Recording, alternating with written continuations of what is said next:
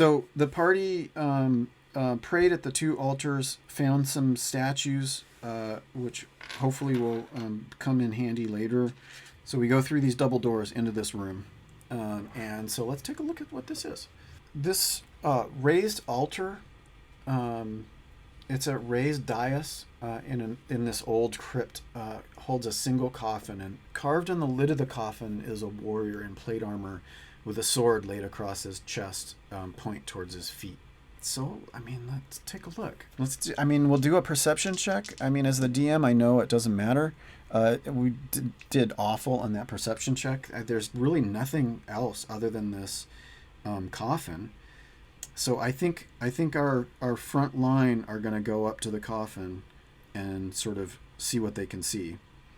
And Rogue and Ranger are going to keep watch in the back. So they look at the coffin and sort of, it's like, it's obviously heavy and looks like it hasn't been moved. Not knowing what else to do, I guess we're gonna open it.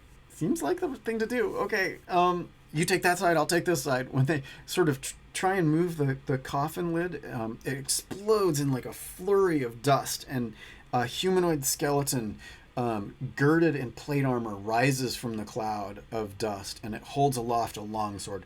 "The rift must never be reopened," it croaks. "State your business or prepare to die." Whoa. Let's do a perception check. Do we know who this is?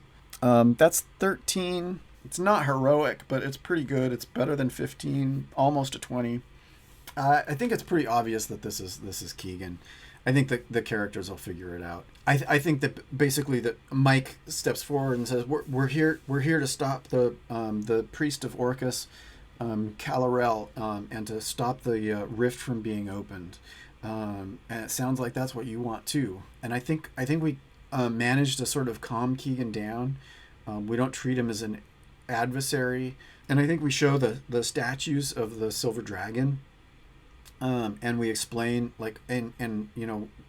we've come from the local town. We've heard these rumors of the rift being reopened, and we've come to take care of it. So basically, Sir Keegan is like, I don't believe you. I need to hear from each one of you. So he's heard from Mike, the paladin, and I think the cleric is obvious. Both of them radiate goodness, and I think this, as a skeleton, an undead skeleton, he can feel that.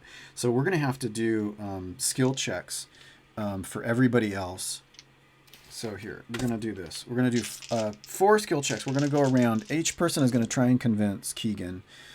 So so one fail out of hand, and Max has persuasion +3, so that is a success. So 1 success, 1 failure, and then Lucas, persuasion of 0, but it's a 15, so that's a success. And then 11, persuasion +1 is 10, is a failure. And now, so that's not enough. So they're going to keep going around and keep trying to convince. Now, let's do Mike and Will the cleric.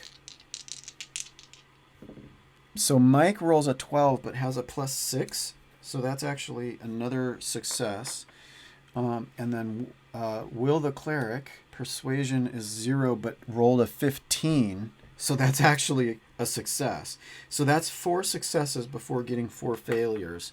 And that is actually the skill test that we needed. Wow, that was cool. It says, so succeed on 4 separate DC 14 skill checks before they fail 4 such checks. Keegan says, "I'm sworn to defend this keep against interlopers. What brings you here?" And Mike says, we're here to stop the rift to the upside down.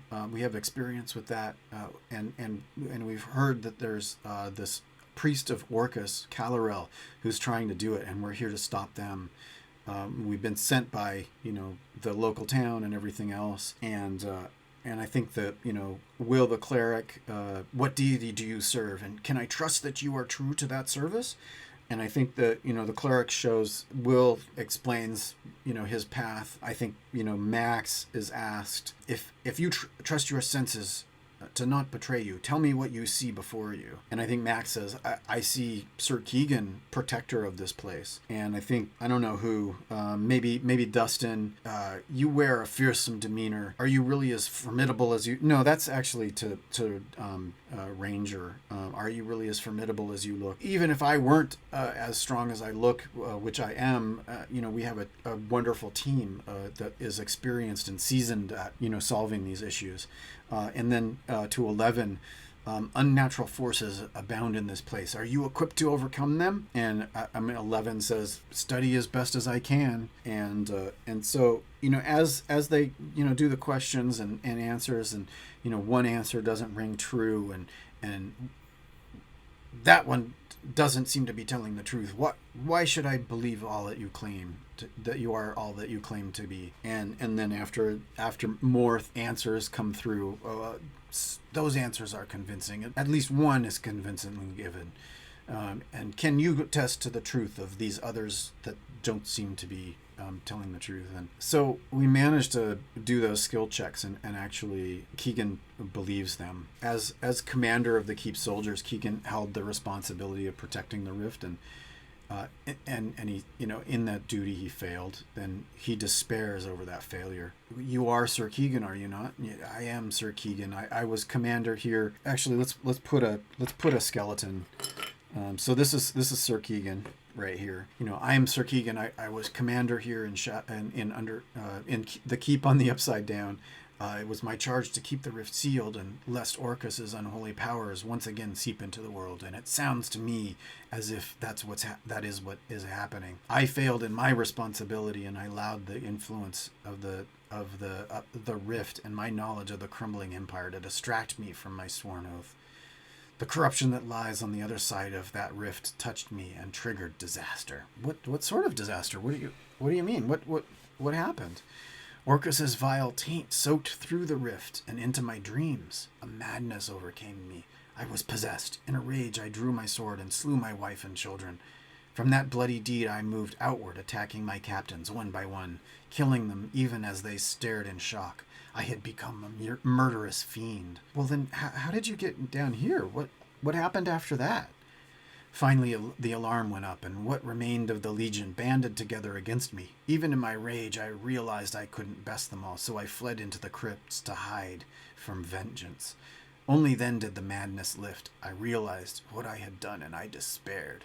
I had killed my love and broken my oath. More than that, I had done so with my sword, Acris, an implement given to me by King Elidir when I was knighted. The remnants of my legion sealed the passage and trapped me here. I selected this as a fitting place to spend my eternity. Can we help you? Can we ease your suffering in some way? And I am past redemption, but perhaps I can grant you aid. I cannot leave this crypt, but Acris can. Perhaps this elegant weapon, unlike me, can be redeemed. I give it to you that you might purge the Keep on the Upside Down of those who would work to open the rift. You have already received the Bahamut's boon from the altars, and perhaps he too will grant you your aid. So what happens is Keegan grants this magical blade. It's a +1 magic longsword, inlaid with platinum. It has a line of 3 white diamonds set into the flat of its blade, and the palm is carved to resemble the head of a noble dragon, like Jon Snow's sword. It provides its user with a +1 bonus to it on attack rolls and damage rolls, and deals +1d6 damage on a critical hit. In addition, it has a daily power that can be activated as a free action. When you drop an undead enemy to 0 hit points, you gain a healing surge. And I think with that, we're gonna take a long rest here in this place of safety, and so we can heal up and regain spells and then continue on. And I think we talked to Keegan about what is left. We just show him our maps and said, oh, the stairs are over there, past these things. Watch out for those runes, but yeah, that's the way down to where the rift is, and we have that conversation, and I think maybe we ask about that shield and stuff, and he doesn't know anything about that. Maybe we'll do an Arcana check and sort of discover that while we're doing our long rest. Yeah, so we'll go with that, and thanks for watching, and I will see you next time.